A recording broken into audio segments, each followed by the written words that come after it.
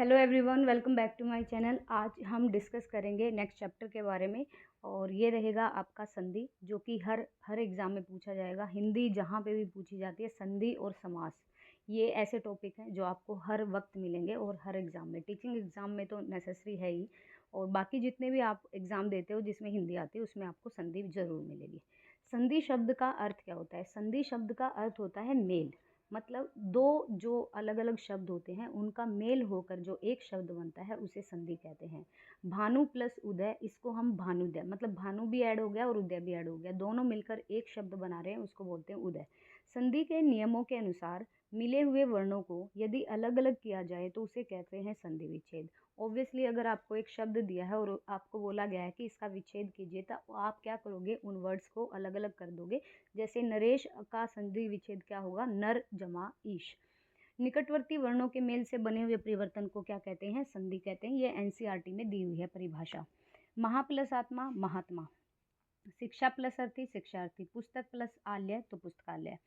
इनमें हम शब्दों में क्या आया कि दो शब्दों के बीच ऐसा संयोग हो रहा है जिसमें पहले शब्द का तो आखिरी वर्ण और दूसरे शब्द का पहला वर्ण आपस में मिलकर एक कोई अलग ही नवीन रूप धारण कर लेते हैं, इसको संधि कहते हैं। संधि के तीन भेद होते हैं, एक होता है स्वर संधि, एक होता है व्यंजन और एक होता है विसर्ग संधि। स्वर संधि के आगे आपके 5 भेद होते हैं। स्वर संधि वो होती है जो दो स्वरों के मेल से बनती है और उससे मेल होने के कारण जो विकार उत्पन्न होता है उसे स्वर संधि कहते हैं। इसके अंतर्गत शब्द का अंतिम वर्ण और दूसरे शब्द का प्रथम वर्ण मिलकर एक नया शब्द बनाते हैं, उसे ही संधि कहते हैं। जैसे राजा जमा ईश जो है वो मिलकर क्या बनाएगा? जिसे इसमें राजा का आ का आप ये निकाल लीजिए, ई का ई निकाल लीजिए, और आ और ई मिलकर क्या हो गया? ए बन गया, तो राजेश बन गया।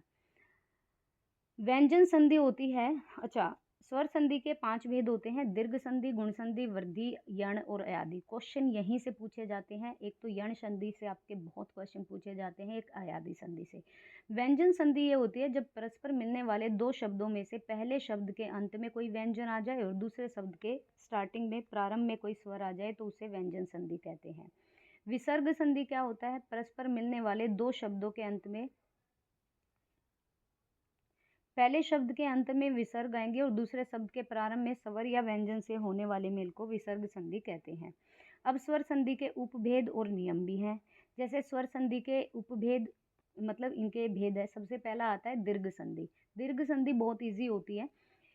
एक ही जाति के स्वर निकट आने पर उनके मेल से जो जाति का स्वर बनता है उसे दीर्घ स्वर कहते हैं। ध्यान रखिएगा, एक ही जाति के स्वरों के निकट आने पर उनके मेल में उसी जाति का दीर्घ स्वर बन जाता है, उसे दीर्घ संधि कहते हैं।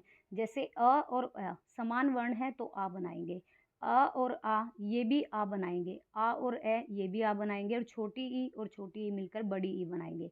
देखो, जैसे कोण प्लस अर्क, कोण में आपका क्या है? अ है, और अर्क में भी आपका क्या है? अ है, तो ये हो जाएगा कोणार्क। भोजन प्लस आल्य, न में भी अ है और आ है, तो ये भी आ हो जाएगा। परीक्षा जमार्थी, परीक्षा का आ और इसका अ परीक्षार्थी। रवि, इसमें ई है और इसमें भी ई है, तो रविंद्र हो जाएगा और मात्रा हो जाएगी बड़ी। अधिक प्लस अधिक, ये अधिकाधिक होता है, ठीक है, अधिकाधिक। परम प्लस आत्मा, परमात्मा होता है। विद्या प्लस अभ्यास, विद्या का आ का डंडा और अ ये दोनों मिलकर क्या बनाएंगे? आ बना देंगे, विद्याभ्यास, ठीक है जी। और कवि प्लस इंद्र, ये ई प्लस ई मिलकर क्या बनाएंगे? कविंद्र। जब ई जमा ई मिलते हैं तो बड़ी ई बनती है, और इसी को कहते हैं दीर्घ स्वर संधि। दीर्घ स्वर संधि में आपको सारे जो हैं वो बड़े बड़े अक्षर मिलेंगे। आज सिर्फ दीर्घ संधि करेंगे वरना घोच पोच हो जाएगा बहुत। जब देखिए छोटी ई प्लस बड़ी ई मिलकर बड़ी ई बनाते हैं तो भी दीर्घ संधि होती है, मात्रा भी बड़ी हो जाएगी। हरि प्लस ईश, हरीश। ध्यान रखिएगा, ये वाला ई आएगा, छोटा ई और बड़ा ई मिलकर जब बड़ा ई बनाएंगे। अब बड़ा ई प्लस छोटा ई मिलकर बड़ा ई बनाएंगे। मही प्लस इंद्र, महेंद्र। बड़ा ई प्लस बड़ा ई मिलकर बड़ी ई बनाएंगे। रजनी प्लस ईश, रजनीश। अब देखो यहाँ पर ऊ और ऊ का मिलन हुआ तो बड़ा ऊ हो गया भानुदय। यहाँ पर छोटा ऊ और बड़ा ऊ का मिलन हुआ तो यहाँ पे भी क्या बन गया? लघु उर्मी। नेक्स्ट अगर हम बात करें तो बड़ा ऊ और छोटा ऊ मिलकर वधु प्लस उत्सव क्या बन गया? वधुस्व। ऊ प्लस ऊ ये मिलकर क्या बना? ये बड़ा ऊ बना। भू प्लस ऊर्जा, भुर्जा। ये क्वेश्चन कई बार आया है, ऊर्जा वाला, भुर्जा वाला।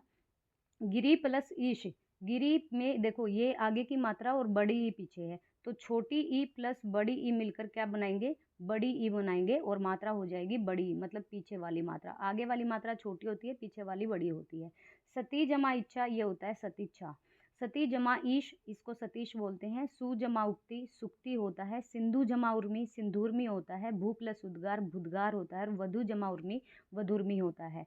आज हम सिर्फ दीर्घ संधि करेंगे, वरना फिर आपको गुण संधि और वृद्धि संधि करा दी तो फिर उसमें आप कंफ्यूज हो जाओगे। आप सिर्फ इतना करो, पहले जो स्टार्टिंग में पढ़ रहा है, दीर्घ संधि में आपके जो आ है,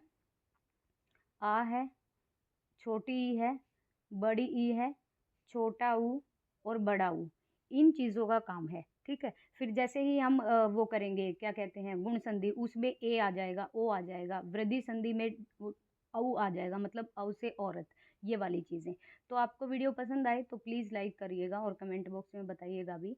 और मैं चैप्टर वाइज करा रही हूँ एनसीईआरटी, जो आपका कहीं से पढ़ने की ज़रूरत नहीं पड़ेगी। अगर आपने इतना भी कर लिया तो ईजिली आपका हिंदी बहुत अच्छा हो जाएगा। So thank you so much guys, thank you so much.